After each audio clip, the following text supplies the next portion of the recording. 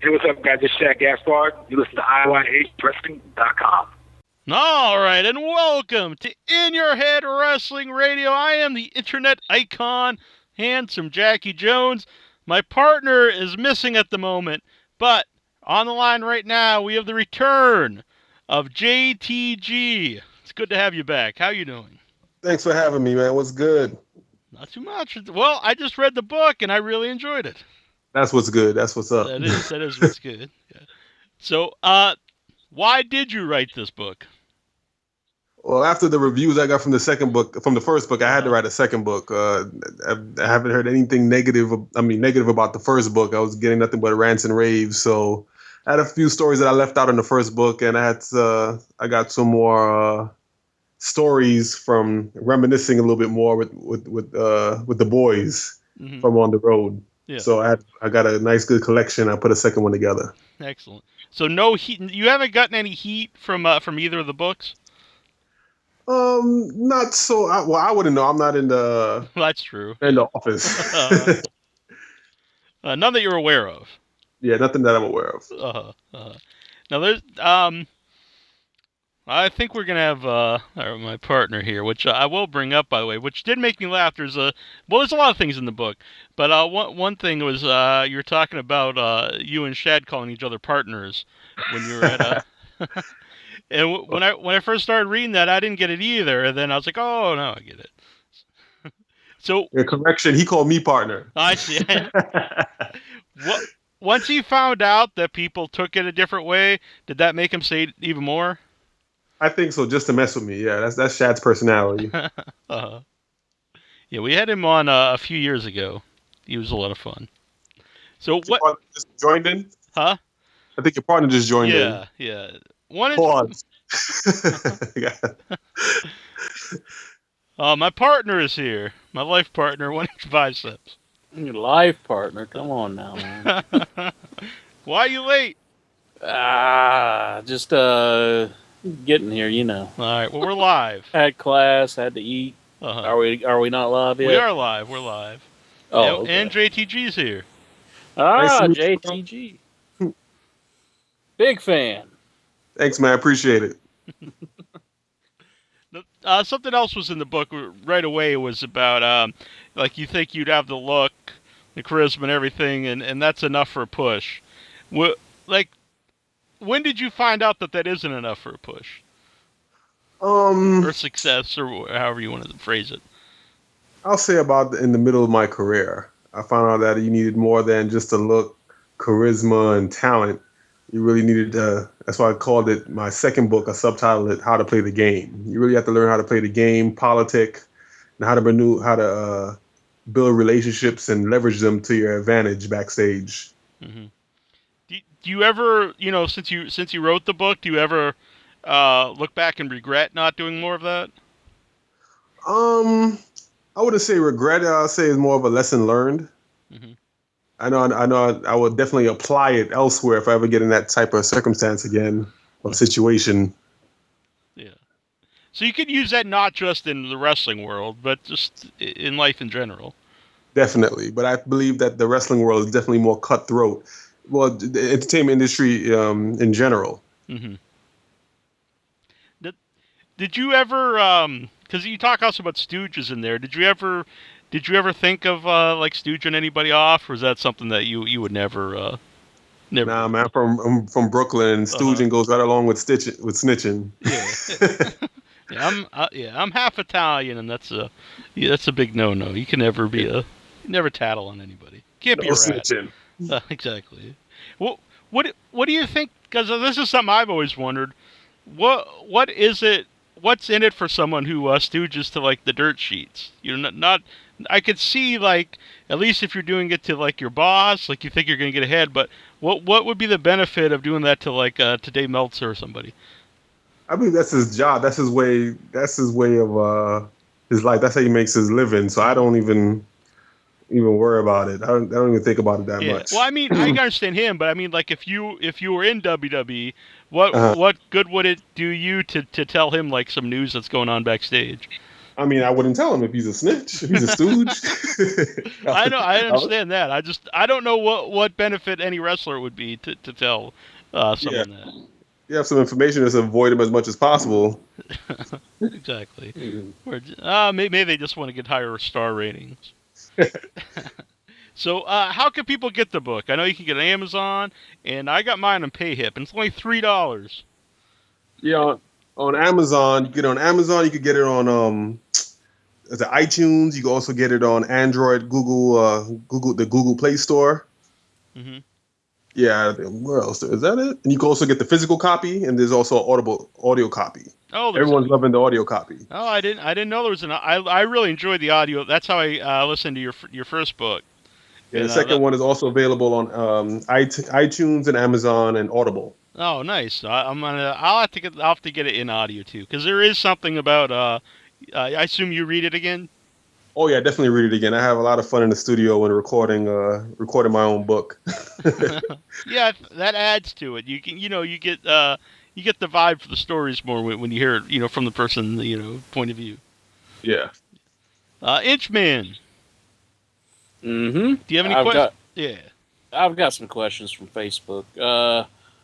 Rom, he wants to know most unexpected, disappointing, awesome experience in wrestling. So I guess all three of them. Say that one more time. I'm sorry. He wants to know like some of your most unexpected or disappointing or awesome experience in wrestling.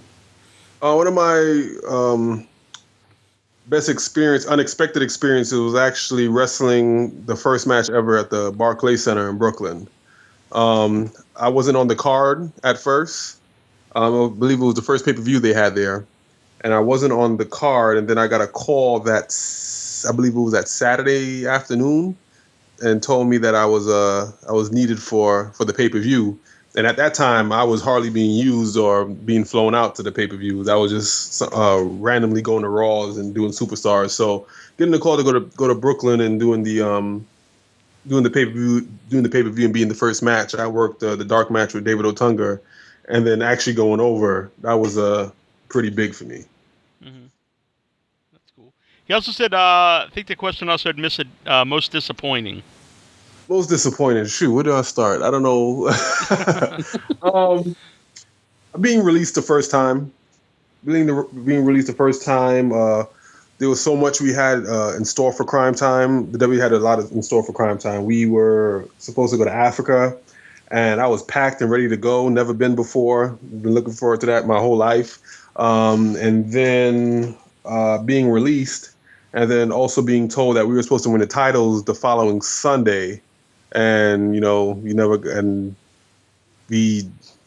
was sent home.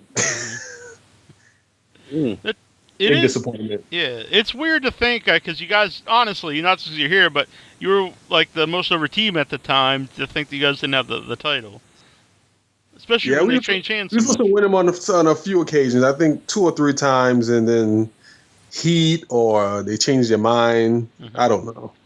How much does that mean to you to have the title? To have a title? At first, when I first got there, it meant a lot to me. But as I learned through experience, the title became just a prop. And what seems to be more how would I say it? To be more valuable and more important is being over with the crowd.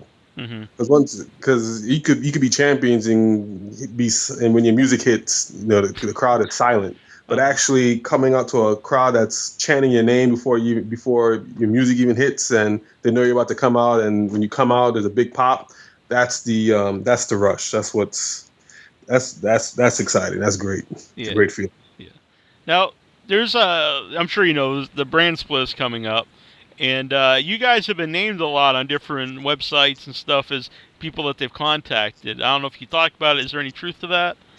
No, we haven't. Shad and I have not been contacted by the WWE. And if we were, we still couldn't tell you guys. Right. Would that be something you'd be interested in? Under certain, if the conditions were right, if money was right right amount of zeros, yeah, definitely. Yeah. Now, you were there during the last brand split. Was I? Yeah, I was. Yeah. is it just the same to you during the brand split, or do you think it's better or worse, or what's the differences? As long as they're strict with it, because for a few months, they're strict with their with the brand split, and then after a few months, they start to get lenient, and the next thing you know, it doesn't even matter. Yeah. It seems. I agree with that. And I think in theory it's a good idea, but again, like if you have to actually stick to it, so people can get into it. Otherwise, it's kind of pointless. Yeah. So I have to ask: has anyone sent hashtag cocksucker to Armando Estrada? I don't know. I gotta check. Yeah. I gotta check because he sent me a text like you dedicated a whole chapter to me, you cocksucker. All right, wait till I come up with my book. So I'm like, all right, whatever, we'll see. No one's gonna read that. No. Yeah, Armand. Now he did the manager for a while, and I wasn't aware that you did manager for a little bit. Did you like that role? No, especially when I'm bigger than my. Than the guy you're managing. Yeah. Yeah, exactly. Yeah. Plus, I would think, like maybe if it would have been like later in your career, like after you're about to retire or whatever, then I would think like your heart might be more into it. But if you want to actively be the guy in the ring, I think it would be hard to, just be outside rooting your guy on. Yeah, it's just hard for the fans to buy, that I'm managing somebody at that time in my career. Yeah. Mm-hmm. So you said when the first book came out, like people really really liked it. What have been people saying about the second book? Oh, everyone loved the second book too, and they want a third one. I'm like, geez, guys, let me bask in bask in this one first for a little bit. Just more. They want more stories. They're loving the stories. They love the honesty. They love how I come across, not bitter. Mm-hmm. They said that it's a cult classic, and I'm gonna see what I could do. I'm not gonna say I'm not. I'm gonna try. Yeah, that's an interesting thing is that it's both honest and it's not like you said bitter. It's like you could tell you had fun there, but you're also honest, and it's not just like everything was great. So it's a good combination not to go too far one way or the other. Yeah, it's a good balance. Yeah, because I'll be honest, I won't name names, but there's like some stuff from kayfabe commentaries that come out with like recent guys that were in WWE not long ago, and you can tell like they don't want to say anything, and it makes for actually pretty boring listen. But your book is definitely the opposite. Oh, thank you, man. Thank you. You're very welcome. So there's a lot of just I don't want to give away like the whole book, but there's like a lot of just like weird that would just seem very nitpicky. I think to someone not in the wrestling business, like things with the elevator and what are just some of the rules? I'm sure some like kind of rules like would make sense to you, but what are some that just really stick out in your mind? Like this just doesn't. I don't know why we have to follow this, in the wrestling world, but it's something that you had to keep track of. One that everybody knows that I thought was ridiculous is when I first heard it was when you had to shake everybody's hand in the building. I was like, everybody's hand? He's like, everybody's hand. I'm like, why we just can't say hi? What's the deal with making rounds and shaking? He's like, you'll get so much heat, and he had to explain heat to me. And I'm like, all right. Sometimes I shook people's hands twice because I just wanted to make sure that I shook them, because there's so many people that you might forget that you shook their hand. Now, I shook a lot of people's hands twice, maybe even three times. No. Do you have to do that? Oh, sorry, interfere. Were you going to say something? I was just going to say you almost need like a checklist to make sure you should. Everybody's hand has been shook. Yes, and carry a bottle of hand sanitizer with you. Now, would that be something you'd have to do like every time you went to the building, or like every single time you went to the building, you had to shake everybody's hand on that roster, even the people that worked there. Office. That was for Whippleman. Now, did that eventually be? Sorry, what were you saying? That was for Whippleman, I guarantee it. The hand sanitizer. Whenever I used to go to Mohegan Sun Casino, and I always see Harvey Whippleman and Lombardi walking around, and whenever I'd say, hey, it's Harvey Whippleman, he'd get a big smile on his face, because like no one else was recognizing him, but I knew him, and I was like, oh yeah. Those old timers love to be recognized. Yeah, exactly. One time though, I saw the Fink, and he was playing a slot machine. I was like, hey, it's Howard Finkel, and he just went, no signatures, no signatures, and I was, Wow, really? yeah, and I was like, I wasn't gonna about to ask for one, but not that I wouldn't want one, but it did make me laugh. So what were we talking about? Oh, the book. How'd you come up with the second part of the name? How to play the game? Because the first one I talked about heat, and I wanted to talk about a topic that a lot of fans don't know about. Because again, a lot of fans don't know what could bury a superstar's career, and I addressed heat, the first one, and the second one is definitely what could definitely ruin your career is definitely how you play the game. Mm-hmm. Now, have you had any like hopeful independent wrestlers or someone in developmental read the book and say, you gave me some good advice? Oh yeah, when I went to a few independent shows, a lot of guys told me that they read the book and they listened to the audiobook and they got a lot of good tips and they just showed me their appreciation and told me thank you. Mm-hmm.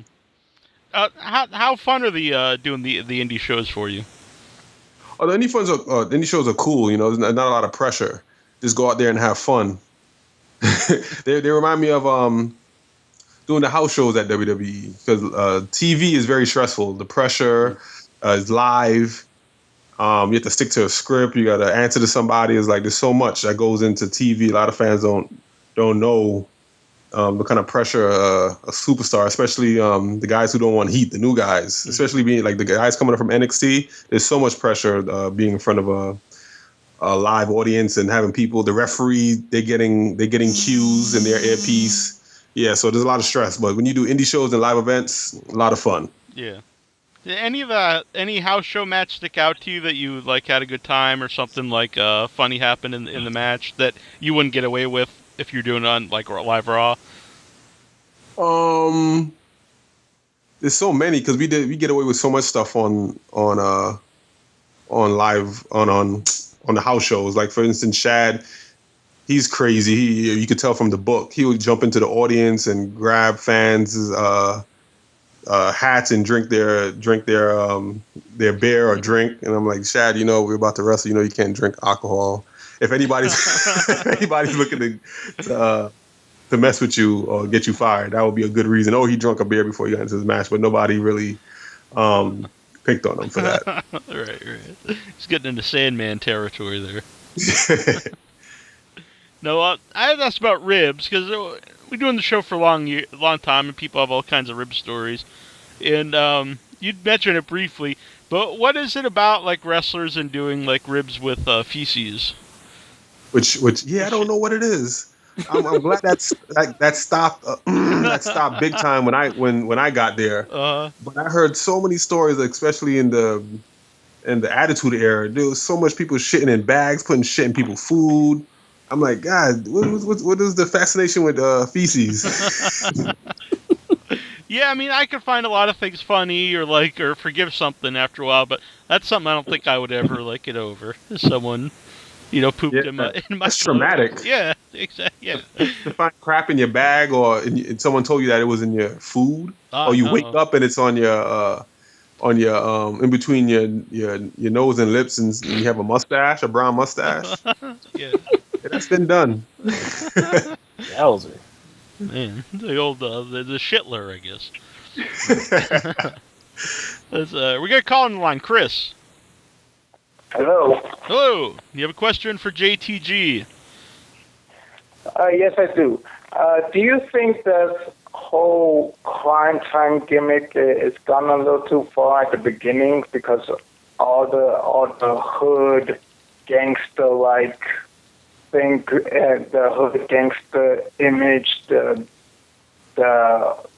vignettes, the stereotype. That's the word you're looking for. I think that's what he's looking for. Yeah. Well, with entertainment and even especially wrestling, everything is over the top. Everything is exaggerated. Everything is cartoonish. Every character. So it wasn't just Cryme Tyme. So when we got into the WWE, we actually brought the characters to them, and they loved it because that's what was cool at the time. Mm-hmm. At the time, 50 Cent was cool, and that's where I got a lot of my my look from. I borrowed it from a lot of hip hop artists that I grew up watching or was a big fan of. I was a big fan of 50 Cent. That's where I got the bulletproof vest and chains. I was a fan of LL Cool J. That's where I got the pant leg up. And I was a fan of Nelly, and that's where I got the grill from. Nice. Anything else, Chris? Do you like carry guns? Like, not real guns, but plastic. No, we didn't carry guns as Crime Time. No, That'd be a hell of a foreign object. just the bulletproof vest. He just pulls out a gun for the haters. He shoots his. Maybe like throw fake money around. What? Did we throw fake money around? Yeah. No, but we took some real money though from the audience. So be careful, Chris, if you're ever at a show with JTG. Yeah, I don't think you want to catch Chris at a show. Might roll, yeah. All right, Chris, thanks for calling in. All right. Man. Anything else from Facebook or the chat room intro? Yeah, we got one from Facebook. Let's see here. Are you going to TNA? Daniel wants to know. TNA or ROH?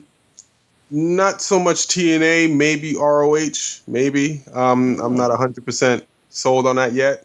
If the opportunity comes and somebody reaches out to me from ROH, I'll definitely consider it.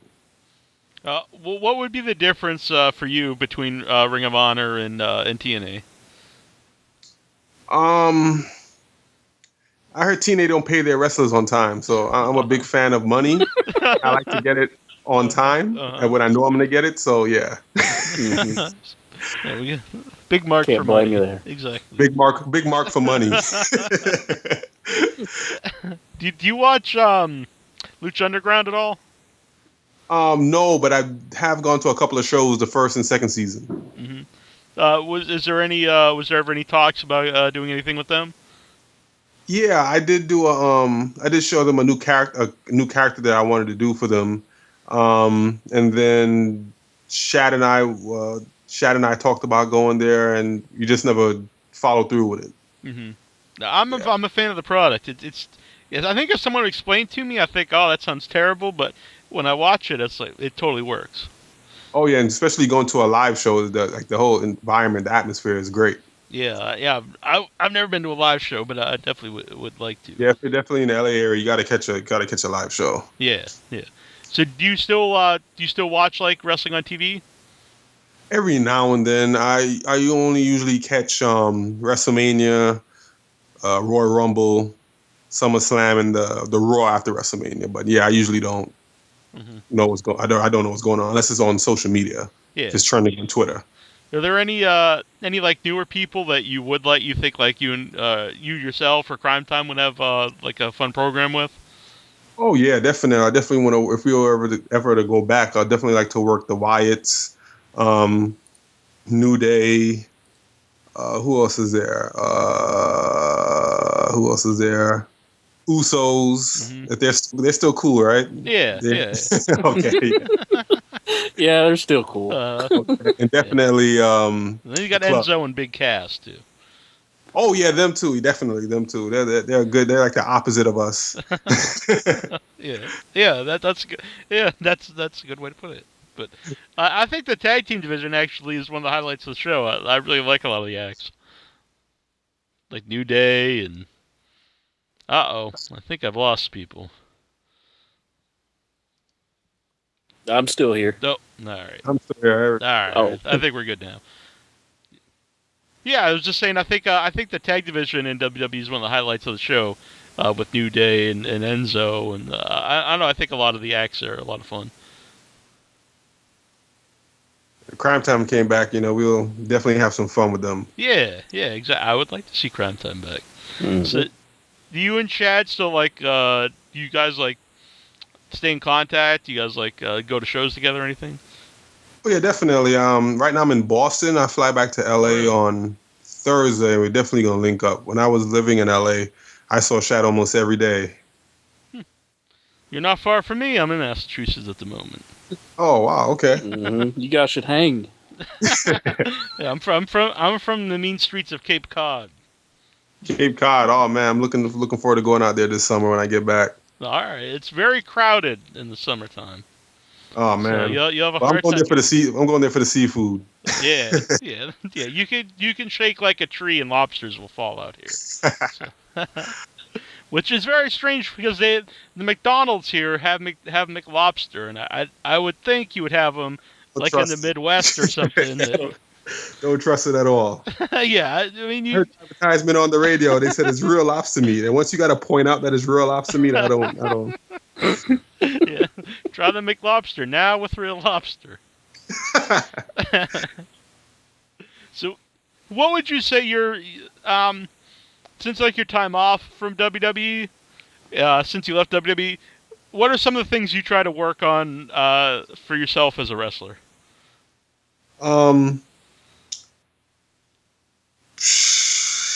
Just my in-ring cardio, pretty much staying in shape. Mm-hmm. That's about it. If I was to ever get that call and the conditions were ever met, when I get back in the ring, I'm not going to be huffing and puffing and gasping for air. Yeah.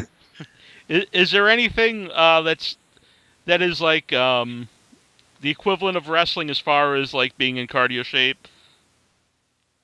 Like, is there if you're not actively wrestling all the time, like if you're in WWE, if you don't have that schedule, do you feel like you lose your cardio level quickly?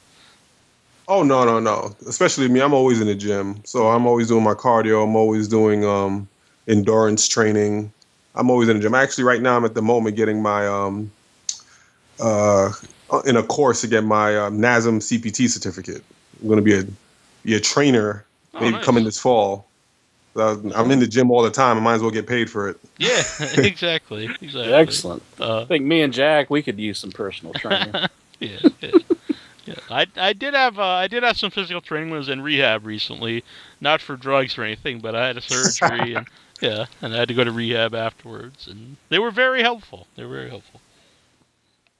Now you talk about in the book, and you just talked about pitching some ideas for a new character for Lucha Underground. Is it easy to go to someone in WWE with a new idea? Now maybe they won't use it, but is it easy to go to somebody and tell them that I have this idea for my character? It's it's easy, but like you said, you don't know if they're paying attention or even if they're going to use it. I believe that if you're not in the selected few, it's going to go on deaf ears, or they're going to use it and they might use it for somebody else. Mm-hmm. Yeah, you might pitch the best idea in the world, but if you're not in that upper tier, if they don't want to use you, then it doesn't matter if you have the greatest idea in the world. They're not going to use it. Mm-hmm. Well, for you. Yeah. How frustrating is that if you bring an idea to someone and they actually take that and use it for someone else? You feel robbed. You feel raped. That's your intellectual property. So you put a lot of hard work and time into that, and then to see it on somebody else, and every single time it's not always the same exact thing, but it's some type of variation of it. Yeah. Now, do you get like thanked at all, or is it just absolutely not? They play dumb, like, oh, it's not the same thing. Totally different. Now, you also mentioned in the book that a lot of guys, I don't know if a lot of guys, but something you can do to play the game is like befriend the writers. Yeah, definitely. Did you ever try to do that, even if you didn't think about it? Like, did you become friends with any of the writers? I was cool with some of the writers, but that was just my personality. I wasn't doing it with the agenda of using it to leverage their relationship. Mm-hmm. Now, they always say there's I think sometimes they say there's 32 writers. How many writers are there on the show? There are thousands of writers, but majority of them are not important. There's probably 2 or 3 that's very important. You have to work your way up the ladder. Yeah, so don't befriend just some schmo. Yeah, he's the guy who gets the coffee for the top riders. Uh-huh. Have you ever actually like been in like a writers meeting to see like how it happens? No, I've never been in a writers meeting. No, I haven't. I like to be a fly on the wall and see how things go down in there. Because to me, like when they, because I think it was on one of the Austin podcasts they had on the network, and he'd mentioned they had like 23 or 32, it was something like that, and I just can't imagine like that many people just sitting in a room and like having any type of cohesive like thought at all. I think it would just be people shouting stuff. It's just a bunch of yes. The more than half is just a bunch of yes men. Yeah. So like you said, 2 or 3 people, and everybody's like, "Yep, yeah. Great idea, thumbs up." But with all those great minds in that room, you'd think we have a better product, huh? Yep. When did you become a fan of wrestling yourself? Oh, at a very, very early age of like 2. My mom and father were big wrestling fans, so it was definitely, I was destined to be a fan. And then I decided to be a professional wrestler when I was in high school, but I was ashamed to say it. Mm-hmm. But like right around the time of senior year, and everybody was picking colleges and what they're going to do, like the Army or the Navy. I came out the closet and said I wanted to be a wrestler. Uh-huh. Was that tough to do? Yeah, it was very tough to do. You know, I had to break it to them slowly. Yeah. What was their reaction? My mother, she was kind of shocked, but since she was a wrestling fan, she was like, I called this out myself, so she supported me. Yeah, well, that's good. So, what like years were you in high school? What were my years in high school? Yeah, I'm just trying to think like how popular wrestling was. Oh, in high school, I was definitely around my senior year. I was definitely one of the popular kids, the cool kids. Mm-hmm. First, freshman and sophomore year, I was what would I say? I was kind of like a nerd, the nerdy guy, but not smart. That's a Dungeons and Dragons, eh?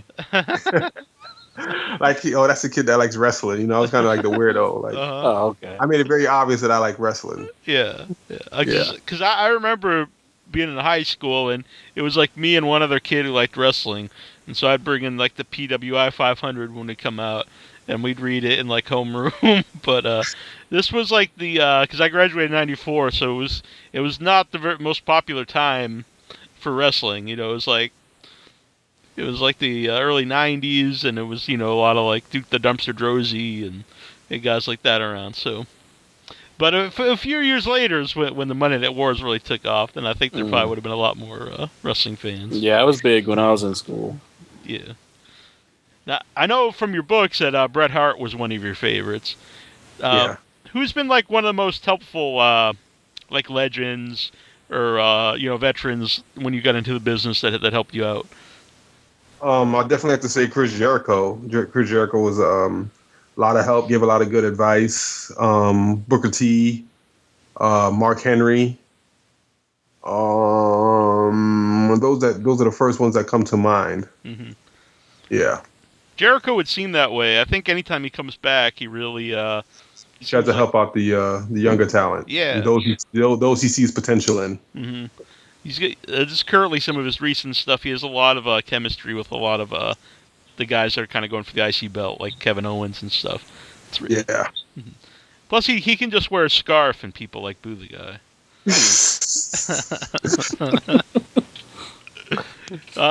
Now you didn't name a person here in the book, and I know you didn't in the first one. It's a lot of them I could figure out, just especially when I listen to the audio. But by the way you talk. But there's I don't know if you probably won't talk more about this, but there's you talk about a legend in the book that was clearly like racist. Uh-huh. And has anyone guessed who this person is? On Twitter, yeah, I got a couple of fans that stopped by and dropped that Hall of Famers catchphrase. I didn't say anything. I just like, you got it. It's not hard to figure it out. Uh-huh. Man. I'm drawing a blank. There's people like popping in my head, but I hate to guess and then be wrong because then people are like, man, he totally thought so and so was a racist. What the hell's wrong with that guy? But yeah, now is that something like would that be like an isolated incident, or was it something that you came across a lot in wrestling? A few times, sometimes it's not so. It's very subtle and like goes over your head until you get to your hotel room and you think about it, like, oh shit, did he just say that, or did he mean it like this? Yeah. It's would you was it in all of wrestling? Would it be like more like in different like in WWE or like in developmental or on the indies, or is it just kind of all around? Not so much in the indies, but yeah, developmental. I mean, my developmental school was in OVWs in Louisville, Kentucky. Mm-hmm. So yeah, it was subtle there too. Yeah. Was it more like, I don't know how to say this, but would you think it was more just kind of like their way, like because they live in that area and it's maybe they weren't like hateful, but it was just like little things that are ingrained in them, or was it like more overt, like you think these guys are bigots? No, I don't think it was. I think it was just ingrained in them. I don't think they were doing it to maliciously or hateful. They were just ignorant. They didn't know any better, and I never really took wasn't offended by it, but I just raised some red flags. Like okay, yeah, I get. Were you ever? Did you ever have any interaction with Bill DeMott in any of the training camps? Yeah, I had. He also gave me some good advice too when he was in WWE. He was actually a fan of JTG. Because I personally have always been a fan of his, and we've had him on the show lots of times. I always think he's a great guest, but he's definitely has a bad rap in the last few years. So I'm just wondering, if you had anything to say about him as a trainer. Oh no, all of my experiences with Bill DeMott were great. He'll put me to the side, give me some advice on my look. He'll actually watch my matches and tell me what I should have did more and what I could do less. So I have no negative interactions with Bill DeMott. He's cool in my books. Cool. I'm actually glad to hear that because I like Bill DeMott a lot. Inchman, any more questions from Facebook or the chat room here? I got a question of my own. We got a up-and-coming fight. Lesnar versus Mark Hunt. Uh-oh. Who's your money on?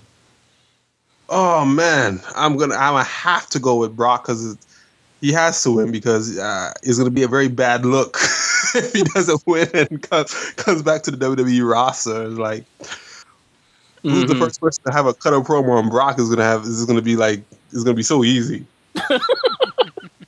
Yeah, that would be a pretty easy promo. Yeah. I think Roman Reigns will hit a home run with that one. That'd be easy for Roman. No more tater tots or.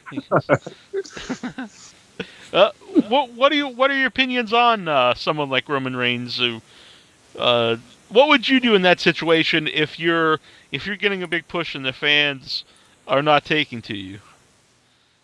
I'll figure out something. Something's got to change, because they loved him. What, a year? Yeah, a year before he got that push.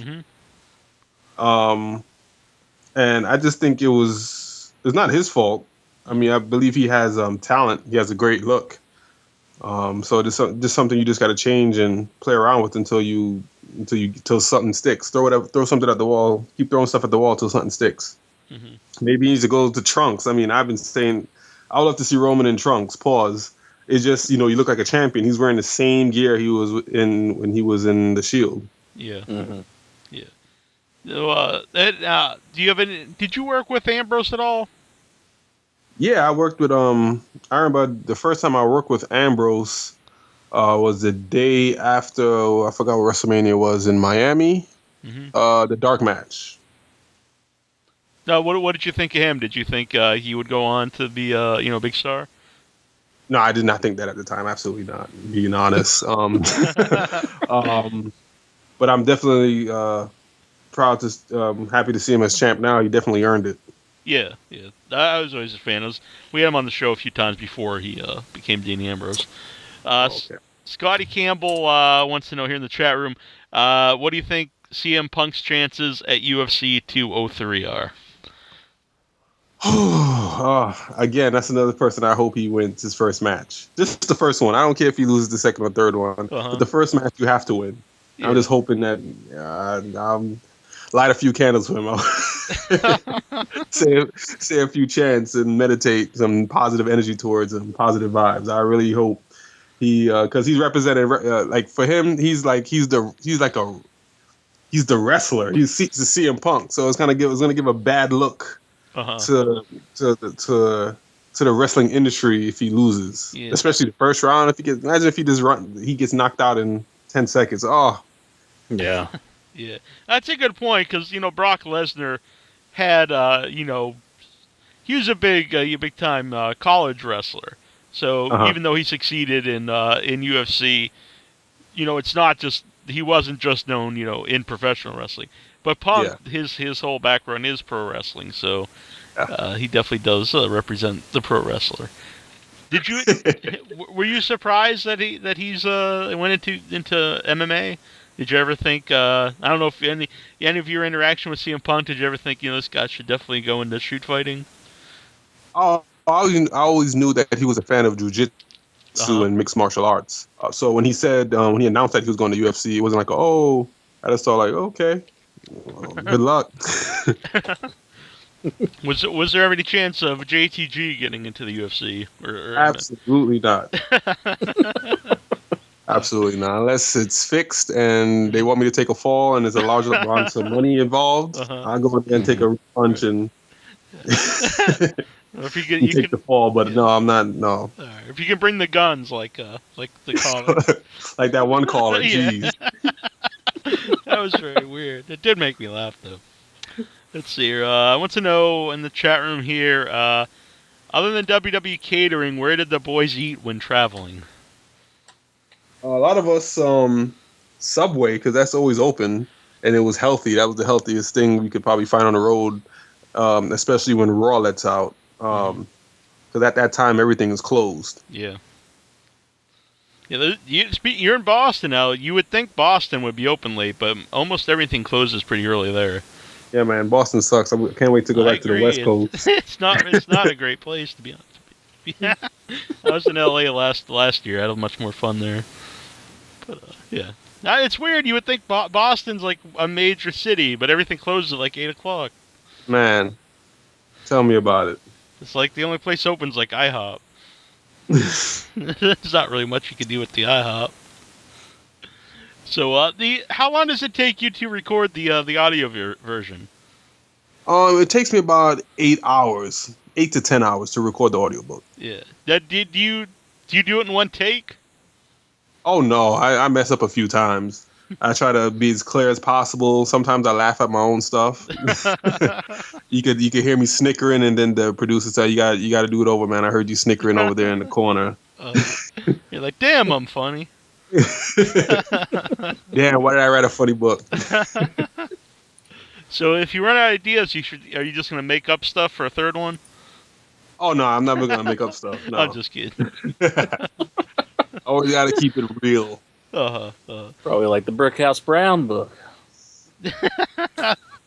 Oh man, I don't know if you've ever watched any Brickhouse Brown DVDs, but they're clearly you make stuff up. I would say that the odds are very high, but they're entertaining. So for me, it doesn't really matter. But I wouldn't take anything he says as gospel. I think Jack likes to believe it because it's funny, but I always just say that just can't be true. That's my rule of thumb. If it makes me laugh, then it's got to be true. But now, like, how much leeway did you have with promos? Like, because you talk about that in the book, certain things. Like, did you have to read them as given to you, or could you change words? Well, Cryme Tyme had a little bit of creative liberty because we were trying to come off as authentic as possible. And sometimes when we got our script, the writers will try so hard it will come off ridiculous. So we had we adjusted a few things. We had some fun with it. We definitely had to go to Vince a couple of times and be like, look, we can't say it like this. And, the writers are getting mad because they want us to say it like this. And, he gave us the green light to have fun and be ourselves. Yeah. Now, recently, from what I understand, New Day was told to take out because they were saying skeet a lot on the show, and then I guess someone found out what it meant, and they told them, you probably shouldn't do that anymore. And did you guys ever say something that maybe not everyone understood, and then but you got it out on TV? No, I didn't. No, I don't think Chad and I did that at all. No, but that's pretty cool on New Day's part. I agree. I remember as a kid, that's how I found out what from Conan promos what tossing your salad meant. So I was wondering. Really? Yeah. I didn't know Conan pull that one. He'd come out and he'd just say it right on Nitro, and then I looked it up or whatever. I was like, oh my god. How would he say it? In what context? He'd say, he'd come out and say, rowdy, and bout it. Then he'd, call out whoever, and he'd say, bow down, toss my salad, and peel my potato. What? We're still not sure what the peel of the potato means. I've looked it up on Urban Dictionary, and there's various meanings, and some of them I don't think he would want someone to do to him. So it didn't sound like a good time, but I don't know. Maybe that's what Conan's into. I don't know. But so I really enjoyed the book, and I'm looking forward to a part 3. I hate to put the pressure on you. But for now, people should definitely check out parts 1 and 2. And I like that you keep it affordable. And, piracy is a big deal nowadays. I also do a horror movie podcast, and that's huge, for movies, people pirating them. And it's only $2.99, but I assume people still do pirate it. Yeah, but not you can't. I don't think they could do the audiobook though, because I release it through Audible and not pay it. Mm-hmm. But I haven't had a big problem with it. I think people are respecting the creativity and everything that I put into it. So I've been looking for it on. I do scout the internet. Yeah. And I caught like 1 or 2, but nothing else that I could find. Cool. Let's see here. So we got one more caller in the line. Swax, you have a question for JTG. Hey, what's going on, Jack? Hey, what's going on, JTG? What's up, man? What's the word? Pretty good. I haven't seen you on television in a long while. Yeah, I missed you on television. Huh? Say that one more time? Yeah, I haven't seen you on television in a long while, and I miss you on there. Oh, man, you could put JTG in YouTube. I got some stuff on there. The famous Cobra Cell is on there. We just had Santino on, and I brought up, I was like, we had JTG on, last year, and it was in the book and stuff, and I asked him about the Cobra Cell, and he was very excited about that, and he stood by you and said it was the best cell ever of the Cobra. That's great. That feels great to hear. Yeah, my question for you is, you were part of a very popular tag team when you were back in the WWE. Now, what do you think of that kind of tag team division compared to this tag team division that they have in the WWE right now? Do you think it's got better? Do you think it's just the same? Do you think it's like mostly like bland that needs improvement? What do you think about when you were there compared to what it is now? Right now, I think that the tag team division is, from what I've seen, is a little bit better. They have so many different tag teams there, from different spectrums. You have Enzo and Cass, you have New Day, you have the Wyatt family, you have Vaudevillains, which I'm a big very fan. interesting. Who was the Legion of Doom lookalikes? The Ascension. The Ascension. Are they still together? I don't know. I think one got suspended for a while, but I think he's back. Okay, yeah, you have a lot of talent there to work with and have fun with. And the Dudley Boys are back, so you have like a veteran team. Oh yeah, definitely. Yeah, the Dudley Boys. Yeah, I definitely say it's better.